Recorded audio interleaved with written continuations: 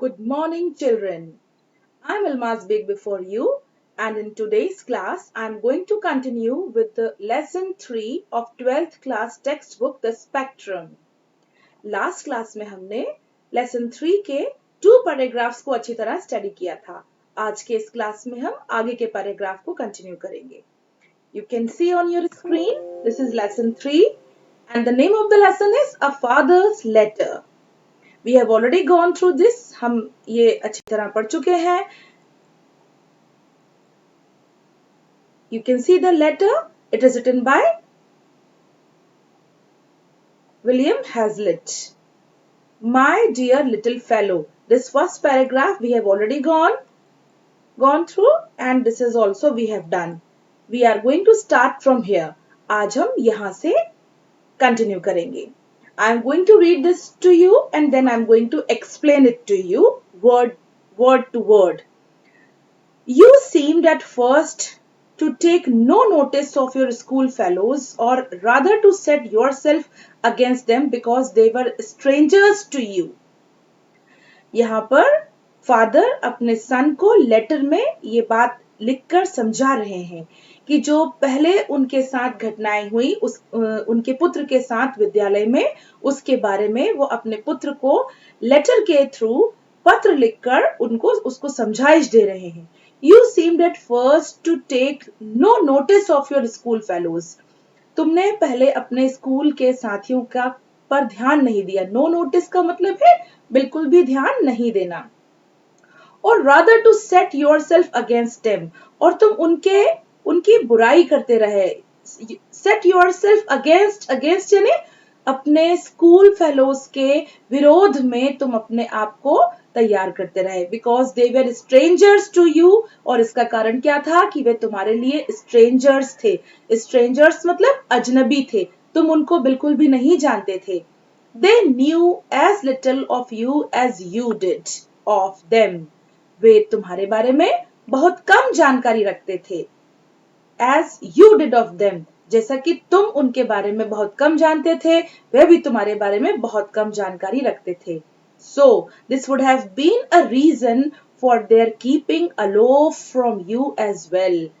So, इसलिए हो सकता है कि यही एक ऐसा कारण हो, reason यानी कारण, for their keeping aloof from you as well, कि वह तुम्हें अपने आप से अलग महसूस करते थे, दूर महसूस करते थे.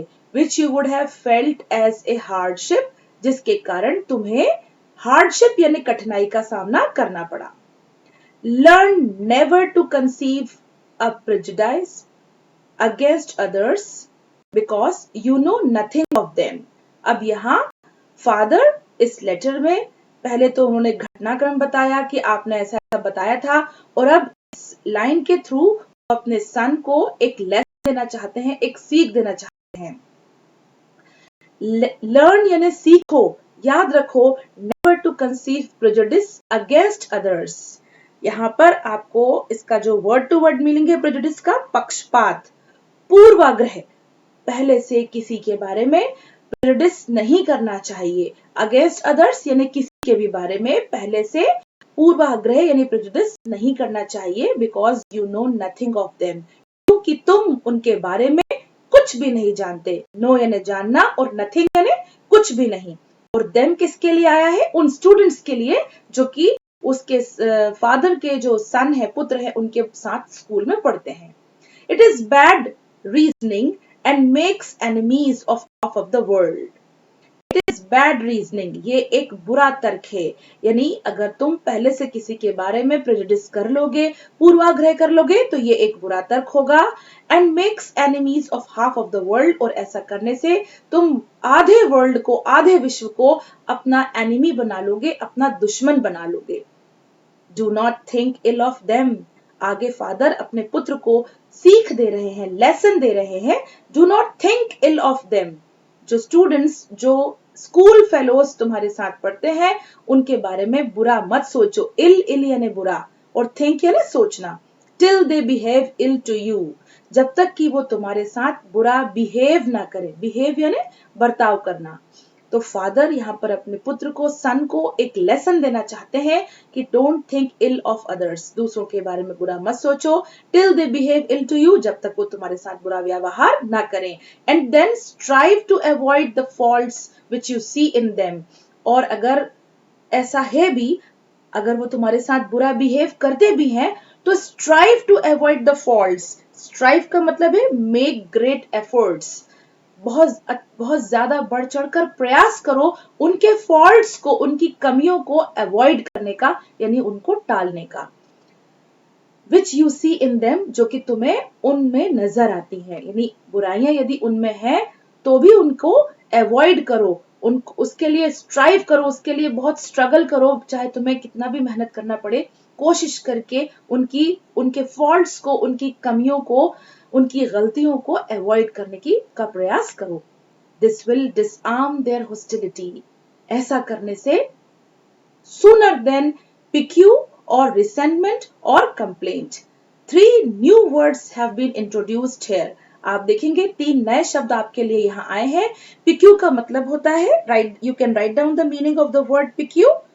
पिक्यू मीन्स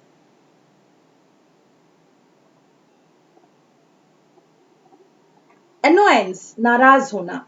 तो जो आपके स्कूल फेलोज आपसे नाराज हैं और जो जिनको आपसे कंप्लेंट्स हैं और जो कि रिसेंटमेंट है, जो आपसे सेटिस्फाइड नहीं है, उन सभी बच्चों को, उन सभी स्कूल फेलोज को, यदि आपने उनके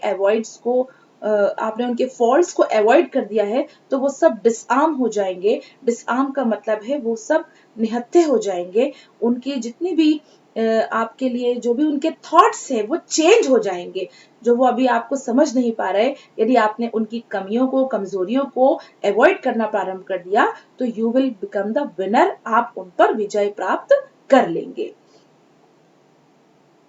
हॉस्टिलिटी का मतलब है अनफ्रेंडलीनेस, जो बच्चे आपके साथ हॉस्टिलिटी का व्यवहार करते हैं, आपके साथ एक तरह से शत्रुता का व्यवहार करते हैं, अनफ्रेंडली हैं, वो सब आपके कैसे हो जाएंगे, डिसआर्म हो जाएंगे, निहत्थे हो जाएंगे, आपके लिए वो हार जाएंगे।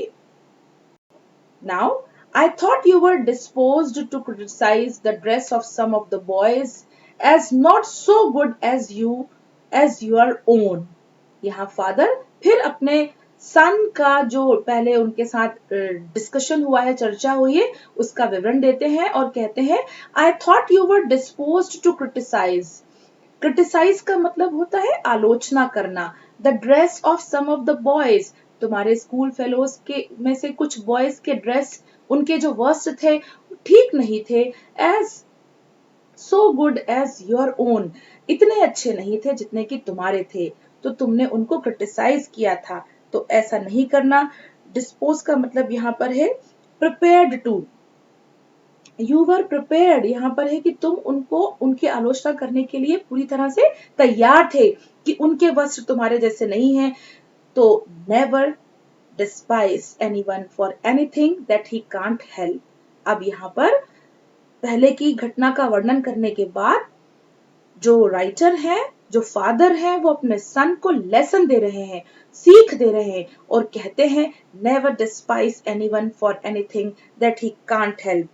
डिस्पाइज का मतलब है किसी भी बच्चे को कभी नीचा नहीं दिखाना, उसे कमतर नहीं समझना, जो चीज उसके पास नहीं है, विच ही कैन नॉट हेल्प, जो उसके पास नहीं है उसके लिए, लीस्ट ऑफ ऑल, और कम से कम फॉर हिज पॉवर्टी, उसकी गरीबी के लिए। पॉवर्टी मतलब गरीबी, पैसा, धन, दौलत, यदि उस बच्चे के पास बुक्स नहीं है, यदि उसके पास अच्छे शूज नहीं है, अच्छा बैग नहीं है, अच्छा यूनिफॉर्म नहीं है, या आपके पास जो इक्विपमेंट्स हैं वो उसके पास नहीं है, तो उसको आपको कभी डिस्पाइज नहीं करना है, उसको कभी आपको इंसल्ट नहीं करना है, नीचा नहीं दिखाना है। आई would wish you to keep up appearances yourself as a difference against the ideal sneers of the world, but I would not have you value yourself upon them. यहाँ पर फादर अपने सन से कह रहे हैं कि जो दिखावा है, जो अपीयरेंसेस है, यानी ड्रेस पहनने के बाद बच्चे कैसे लगते हैं? स्मार्ट लगते हैं। और अगर नया ड्रेस है तो और स्मार्ट लगते हैं। तो फादर सजेस्ट कह रहे हैं, I would wish you to keep up, मेरी इच्छा है, विश यानी इच्छा, मैं चाहता हूं कि जो योर सेल्फ अपीयरेंस, जो तुम्हारा जो दिखावा है, as a defence against the ideal sneers of the world.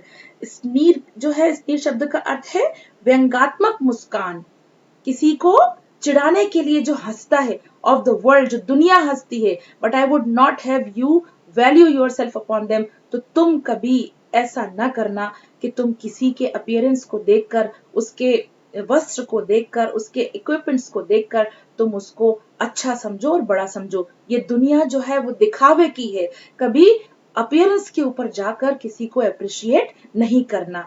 और तुम अपनी ही वैल्यू डाउन करोगे अगर तुम ऐसा करोगे।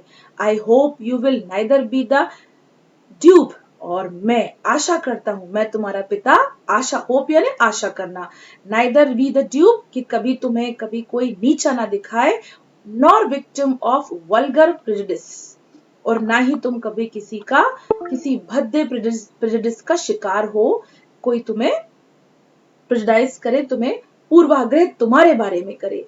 इंस्टेड ऑफ सेइंग अबव, जैसा कि मैंने तुमसे पहला कहा था, उसके बजाय, इंस्टेड ऑफ मतलब उसके बजाय मुझे तुमसे क्या कहना चाहिए था? Never despise anyone for anything that he can't help. मैंने तुम्हें ऐसा पहले समझाया है कि कभी किसी को जो चीज उसके पास नहीं है, उससे कभी उस चीज से उसको कभी मत आंकना। आई माइट हैव सेड, बल्कि इसके बजाय मुझे तुमसे ये कहना चाहिए था कि never despise anyone at all. भले ही उसके पास वो चीज हो या ना हो, फिर भी हमें कभी किसी का मजाक नहीं उड़ाना चाहिए, उसे कभी नीचा नहीं दिखाना चाहिए। For contempt implies a trump over and pleasure in the ill of another. For contempt, यहाँ पर contempt का मतलब है घृणा। यदि हम किसी के लिए बुरा सोचते हैं, उसके लिए मन में नफरत रखते हैं, that implies a trump, और trump का मतलब होता है विजय प्राप्त करना।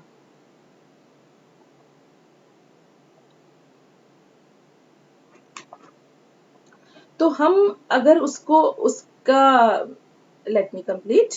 Never despise. For contempt implies a triumph over and pleasure in ill of others. Pleasure का मतलब है आनंद प्राप्त करना, आनंद लेना। ill यानी बुराई, of others यानी दूसरों की बुरी चीज या दूसरों की कमतर चीज या किसी कमी को देखकर हमें यदि आनंद हो रहा है और उसमें हम अपने आप को ट्रायम्फ महसूस कर रहे हैं, विजयी महसूस कर रहे हैं, तो दैट इज रॉन्ग, ये गलत है। It means that you are glad, इसका यह तात्पर्य है कि तुम ग्लैड हो, प्रसन्न हो, एंड कंग्रेचुलेट योर सेल्फ, और अपने आप को इसकी बधाई दे रहे हो, और देयर फीलिंग्स और मिसफॉर्च्यून, यानी जो तुमसे नीचे हैं, जो किसी चीज में असफलता प्राप्त कर रहे हैं या वो बदनसीबी का सामना कर रहे हैं, यदि तुम ऐसा करोगे तो तुम अच्छा नहीं करोगे। इससे यह तात्पर्य लगाया जाएगा कि तुम उनकी असफलताओं और बदनसीबी पर ग्लैड हो रहे हो, प्रसन्न हो रहे हो, और अपने आप को कॉन्ग्रेचुलेट कर रहे हो, उनकी बदनसीबी पर अपने आप को बधाई दे रहे हो। The sense of inferiority in others, और जो अदर्स यानी दूसरों की, इंफीरियोरिटी यानी जो दूसरों के अंदर कमियां हैं उसके ऊपर, without this indirect appeal of our self level is a painful feeling and not an exalting one. कह रहे हैं एक्सॉल्टिंग का मतलब है ग्लोरीफाई, आनंदित होना, और इंफीरियर मतलब है हीनता। जो दूसरों के अंदर हीनता का भाव है उसका हमें जजमेंट नहीं करना चाहिए, हमें पहले सेल्फ, अपनी अंतर आत्मा के अंदर झांक कर देखना चाहिए। बिकॉज अगर हम पहले से उनके लिए प्रिजुडिस करेंगे, पूर्वाभास करेंगे, तो it will be very painful यानी है दर्दनाक, बहुत ही दर्दनाक एहसास होगा, and not an exalting one, जो कि एक्सॉल्टिंग नहीं होगा, जिसकी की कभी तारीफ नहीं होगी। In today's video, I am going to stop here. आज के वीडियो में हम यहीं तक करेंगे, क्योंकि अगर हम two paragraphs we have completed today. You have to go through the videos carefully. बीच बीच में वीडियो को पॉज करके देखिए, वर्ड्स मीनिंग को नोट कीजिए, और यदि आपको किसी वर्ड में समस्या है या कोई चीज समझ में नहीं आ रही है, you can go to the comment box and write down there. आप कमेंट बॉक्स में जाकर कमेंट लिख सकते हैं और आपकी नीड को भी आप वहां पर लिख सकते हैं कि what do you need now, किस चीज की आपको आगे और एक्सप्लेनेशन की जरूरत है। अगले वीडियो में फिर मुलाकात होगी, जब तक के लिए गुड बाय।